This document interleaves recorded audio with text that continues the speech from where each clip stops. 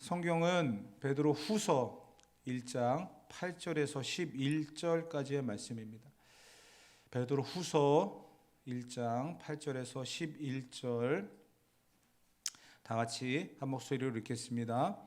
이런 것이 너희에게 있어 흡족한즉 너희로 우리 주 예수 그리스도를 알기에 게으르지 않고 열매 없는 자가 되지 않게 하려니와 이런 것이 없는 자는 맹인이라 멀리 보지 못하고 그의 옛 죄가 깨끗하게 된 것을 잊었느니라. 그러므로 형제들아 더욱 힘써 너희 부르심과 택하심을 굳게 하라. 너희가 이것을 행한즉 언제든지 실족하지 아니하리라. 이같이 하면 우리 주 곧 구주 예수 그리스도의 영원한 나라에 들어감을 넉넉히 너희에게 주시리라. 아멘.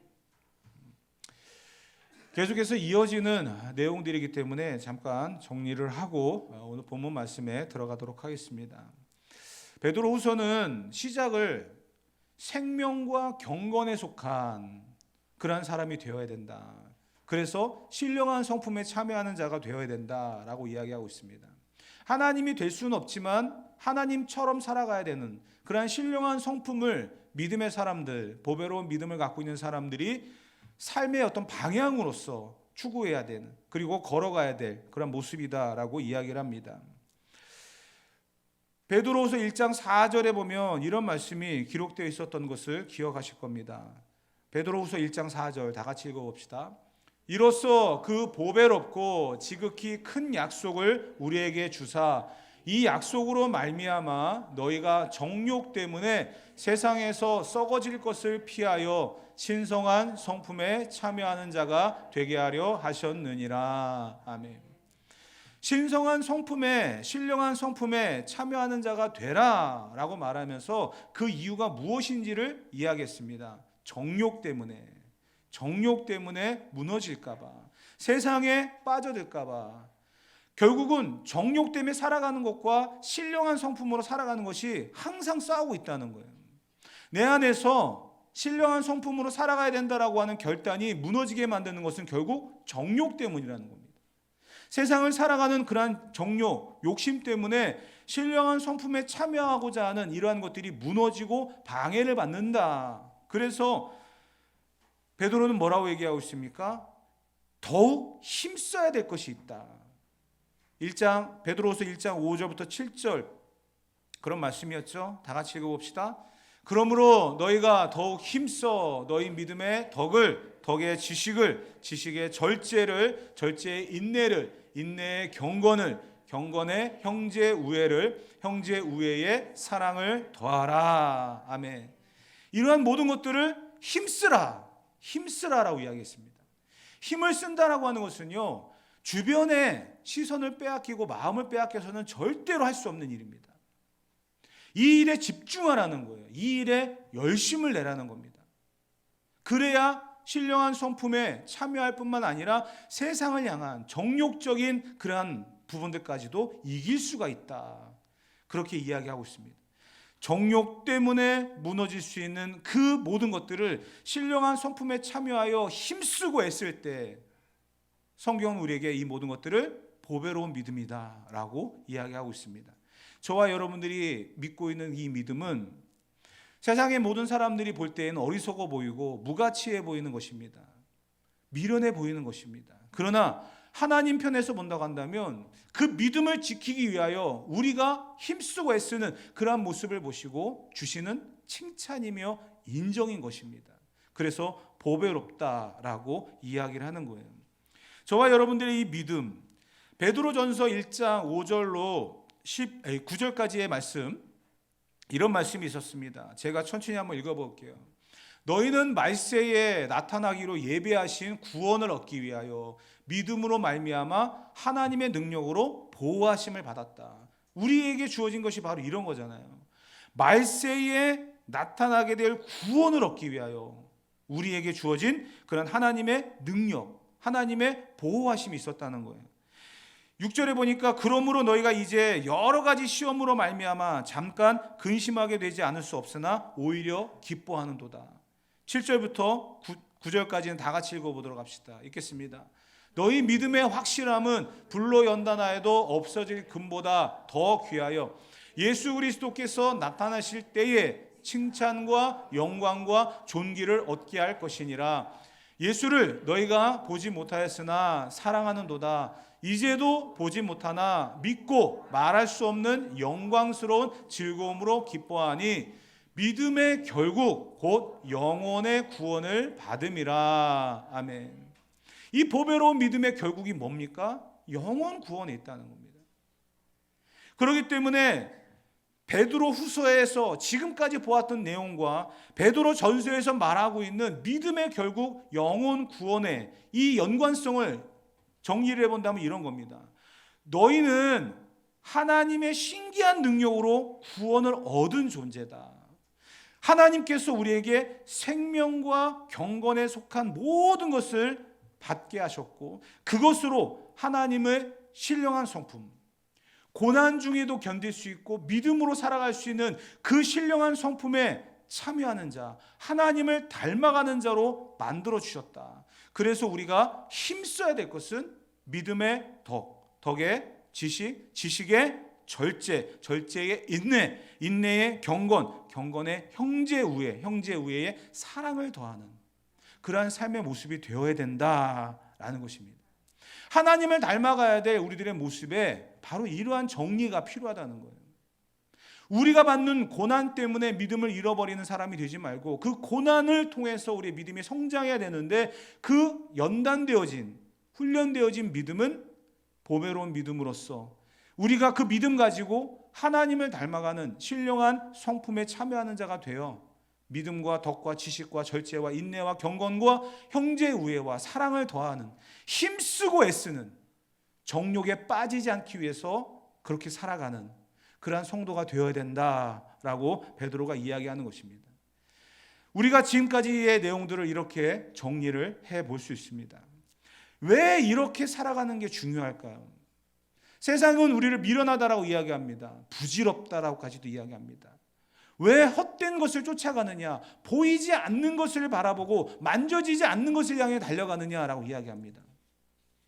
그러나 성경은 우리에게 이야기하죠. 그것이 결국 보배로운 믿음이라고. 그렇게 말하는 사람들 앞에 우리가 어떻게 대처하며 살아가야 될 것인가를 성경은 이렇게 이야기했어요. 그게 바로 오늘 본문입니다.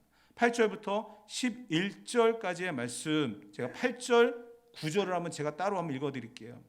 이런 것이 너희에게 있어 흡족한즉, 이런 게 뭐예요?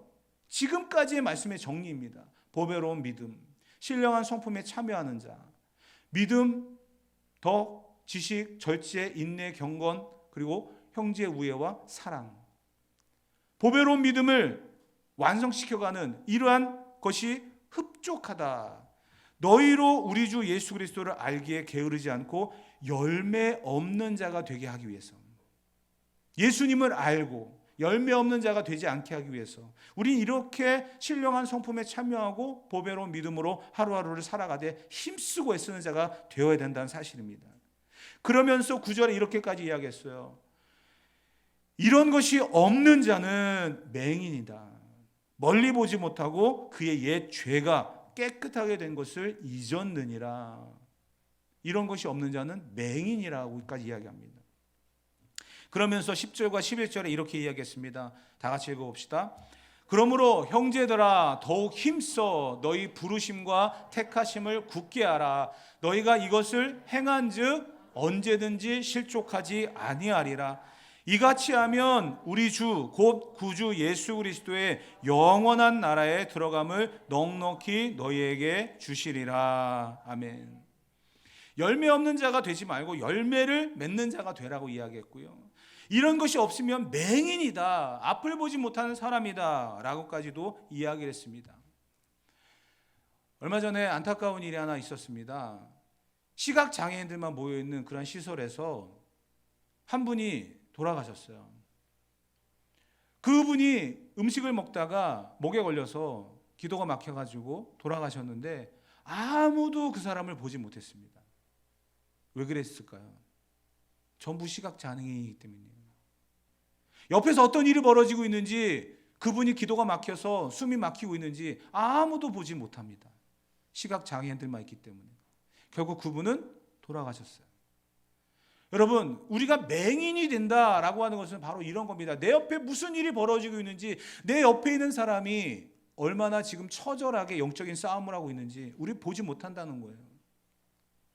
맹인이 된다는 것은 바로 그런 부분이거든요. 왜 이야기를 하냐면 형제 우애와 사랑을 더하라는 말씀으로 우리의 믿음을 견고히 세우라고 이야기하지 않습니까? 형제 우애와 사랑이 뭐예요? 내가 믿음대로 살아가고 있는 이 부분을 자랑하지 말고 누군가와 더불어서 내 옆에 있는 사람들, 나와 함께 있는 사람들과 같이 가야 된다는 거잖아요. 그런데 맹인이 되어지면 어떻습니까? 이와 같은 일이 생기는 거예요. 옆에서, 바로 옆에서 음식을 먹고 기도가 막혀 있는 상태인데 그 사람도 기도가 막혀 있으니까 소리도 못 내더래요. 옆에서 그렇게 죽어가는데도 아무도 보지 못했다는 거예요. 지금 옆에 계신 형제 자매들, 우리 성도들의 영적인 상태, 그 부분을 향하여 우리가 돕는 자가 되어야 되고 함께 가는 자가 되어야 될 줄 믿습니다. 그래서 믿음에 더욱 힘쓰는 자가 되어야 된다는 거예요. 그래서 하나님을 닮아가는 신령한 성품을 가진 자가 되어야 된다는 것입니다. 믿음의 결국은 영혼 구원이라고 이야기하고 있잖아요. 11절에 이같이 하면 우리 주 곧 구주 예수 그리스도의 영원한 나라에 들어감을 넉넉히 너희에게 주신다라고 이야기하지 않습니까? 넉넉히 주신다. 이 부분에 대하여 우리가 이런 이야기를 한번 좀 해보도록 합시다. 요즘에는 가상현실이란 말을 많이 씁니다. 그래서 우리가 지금 살아가고 있는 이러한 현실보다 좀 가상세계에 많은 이야기를 합니다. 지금 우리가 이 앉아있는 이 자리 있잖아요. 이것마저도 가상현실로 만들어서 가정에서나 어디 직장에서나 어디 이곳이 아닌 다른 데서도 볼 수 있고 체험할 수 있는 그러한 시대입니다. 또 심지어는요, 돈이 내 손에 있는 게 아니라 가상현실 속에 있어요. 그래서 가상화폐라고 이야기하잖아요. 보이지 않는 것을 보이는 것처럼 만들어 놓고 사람들에게 이러한 세계가 있습니다, 이러한 것이 있습니다 라고 자꾸 이야기를 하는데, 결국은 그 가상현실이, 그 가상화폐와 가상세계가 지금의 사람들을 유혹도 하고 또 이렇게 될 것이다라고 설명하면서 살아가지만 그것 때문에 많은 사람들이 지금 피해를 보고 있습니다. 가상화폐가 내 손에 있지 않고 내 눈에 보이지 않는데 그냥 그것이 뭐 일확천금을 줄 것처럼 결국 많은 사람들이 지금 재정적인 어려움을 받고 있죠. 심지어 어느 나라는요, 국가 부도 위기까지 생겼습니다. 왜 그럴까 생각해 보면 눈에 보이지 않는 것에 대한 가치를 잘 모르기 때문인 것 같아요. 맹인인 거예요. 전부 다 맹인인 거예요. 내 눈앞에 보여지는 것 그대로만 믿고 살아가는 사람이 있습니다. 현실을 직시하고 살아가는 거죠. 그거 아니면 난 못 믿겠다라는 사람이 있습니다. 그러나 그보다 더 앞서가는 사람들은요, 보이지 않는 세계도 믿겠다라는 거죠. 그것이 현실에서 적용된 것이 바로 가상세계이고요, 우리에게 적용된다고 한다면 그것은 영원한 나라 천국을 이야기하는 것일 겁니다. 그래서 본문이 이야기하잖아요. 영원한 나라에 들어감을 넉넉히 주신다라는 거. 믿음으로서 살아가는 우리들에게 주어진 축복이고 은혜의 시간들입니다. 예수님을 안다라고 하는 거, 예수님을 믿는다라고 하는 것은요, 우리에게 굉장히 중요한 시간일 겁니다. 우리가 드라마나 영화를 보게 되어지면 이런 간단한 예화가 있습니다. 드라마나 영화에 등장하는 그러한 좀 잔인하고 어둡고 그러한 모습들을 보면 전부 가기 싫고 경험하기 싫은 그러한 일들이거든요. 그리고 거기에 등장하는 것들 보면 전부 괴물 같아요. 그리고요, 그들은 다 복수심에 사로잡혀 있어요.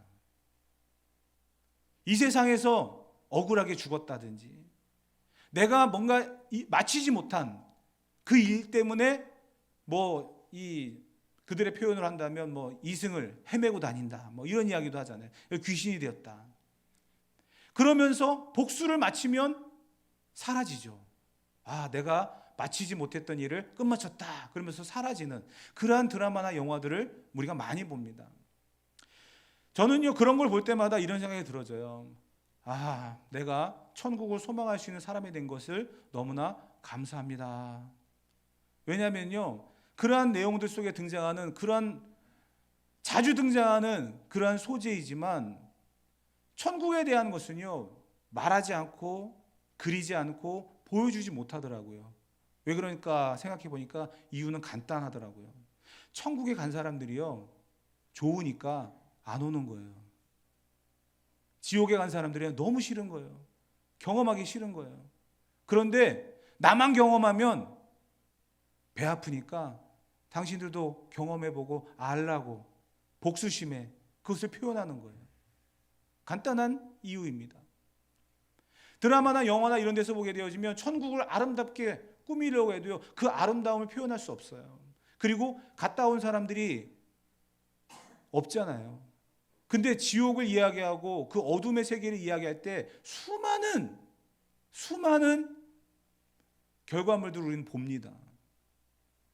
어둡고요, 침침하고요, 항상 좀 우리가 혐오하는 그 빨간색 피 이런 거 가득하고요, 꼭 누군가를 죽여야 되고요, 잔인하고요, 이런 것들을 계속 표현을 하잖아요. 복수예요. 내가 그러한 상황에 빠졌기 때문에 당신도 그렇게 돼야 된다라고 하는 그러한 잔인한 복수심이 거기에 깔려 있다는 거예요. 저는 그런 걸 볼 때마다 나에게 더 이상 천국을 갈 수 있는, 그러니까 지옥이 아닌 천국만 갈 수 있는 그러한 축복과 은혜가 있다는 것이 얼마나 감사한지를 보게 되어집니다.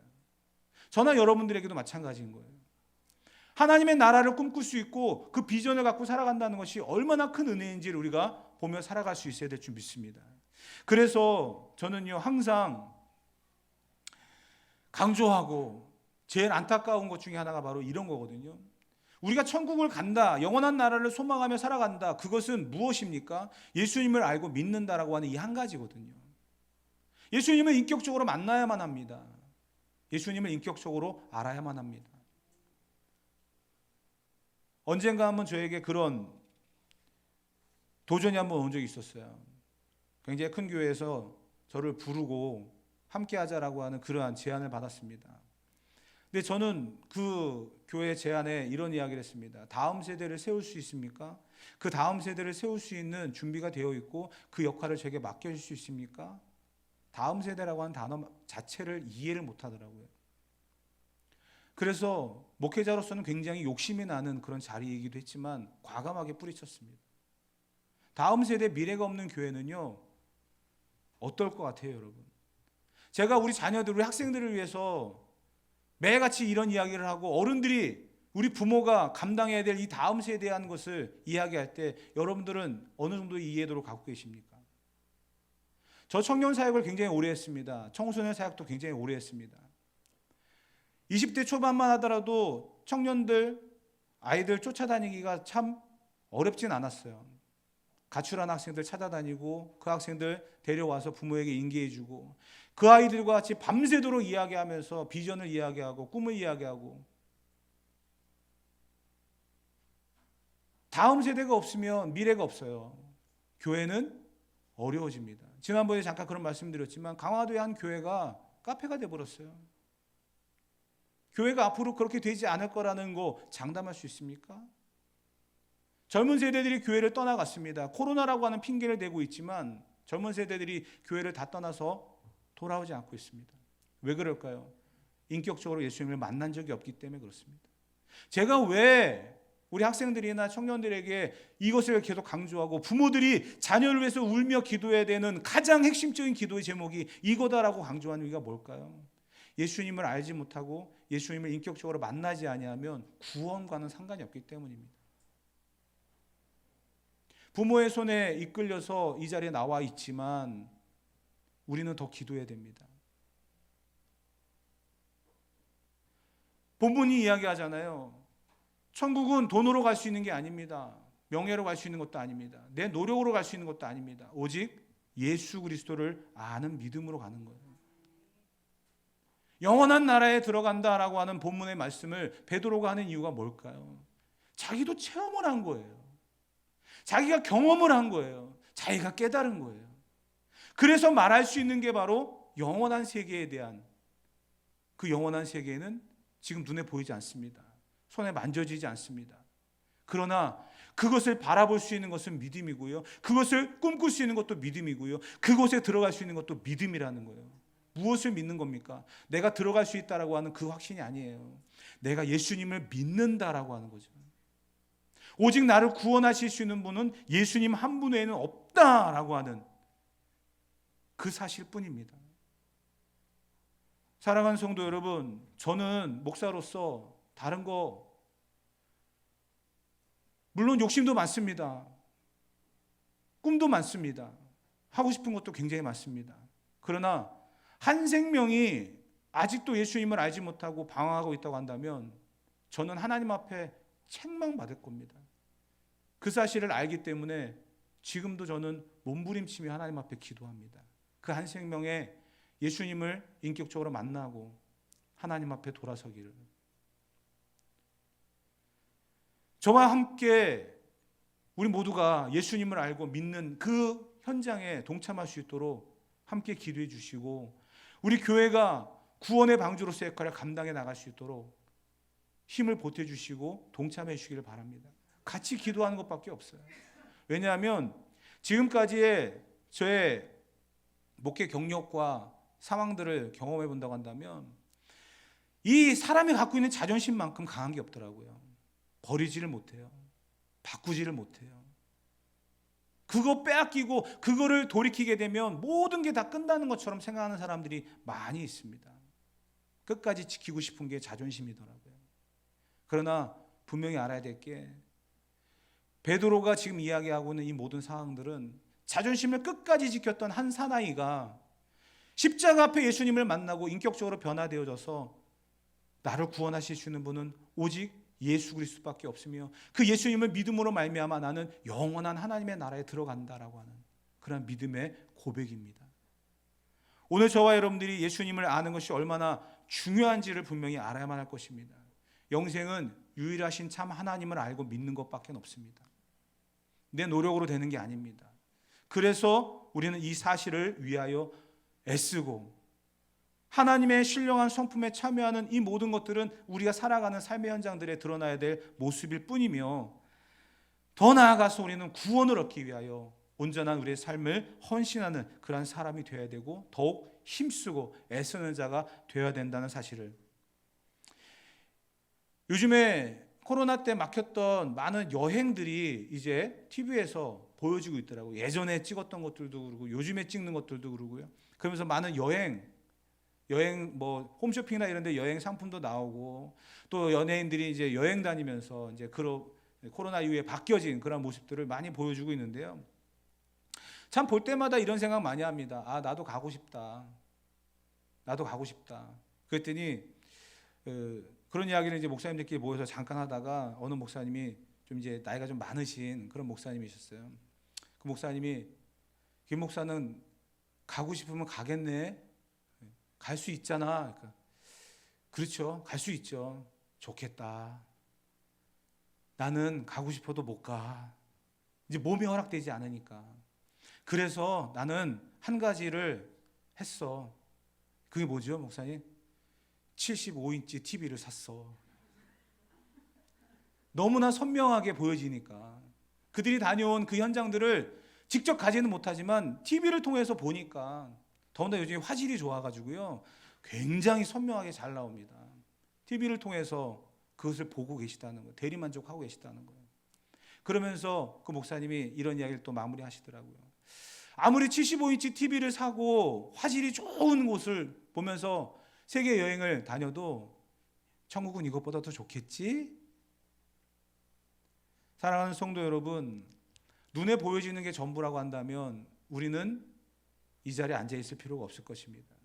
세상에 좋은 것만을 쫓아간다고 한다면 우리는 만족을 모르는 사람이 될 것입니다. 성경은 가보고 싶은 곳, 가야 할 곳, 그것을 이야기하고 있습니다. 영원한 나라, 하나님의 나라에 대한 그 이야기를 하고 있습니다. 그리고 그곳에 들어갈 수 있는 사람은 어떠한 사람인지에 대한 정확한 답을 우리에게 이야기하고 있습니다.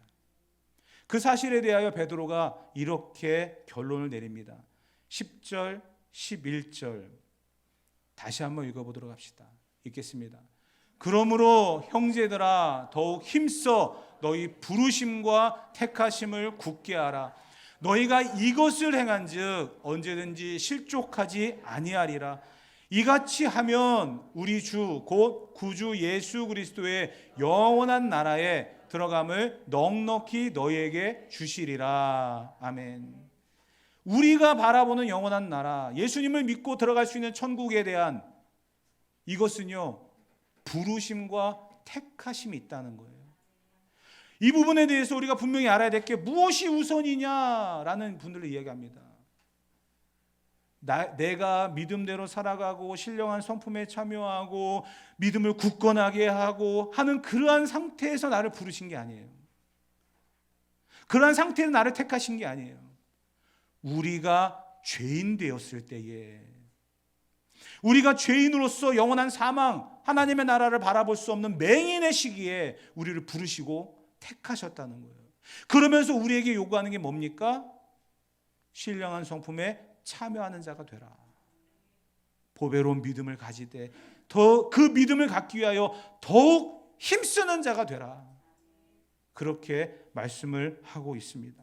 사랑하는 성도 여러분, 우리의 믿음이 머리에만 머무르는 것이 아니라 가슴으로 내려와서 삶으로 열매를 맺고, 맹인으로서 우리의 눈이 어두워져서 영적인 세계를 보지 못하는 그러한 상황이 아니라 하나님의 영원한 나라를 꿈꿀 수 있는 그 꿈을 꾼다는 것은 무엇입니까? 우리에게 가능성이 있고 우리에게 그 모든 것들이 우리의 것이 된다는 거 아니겠습니까?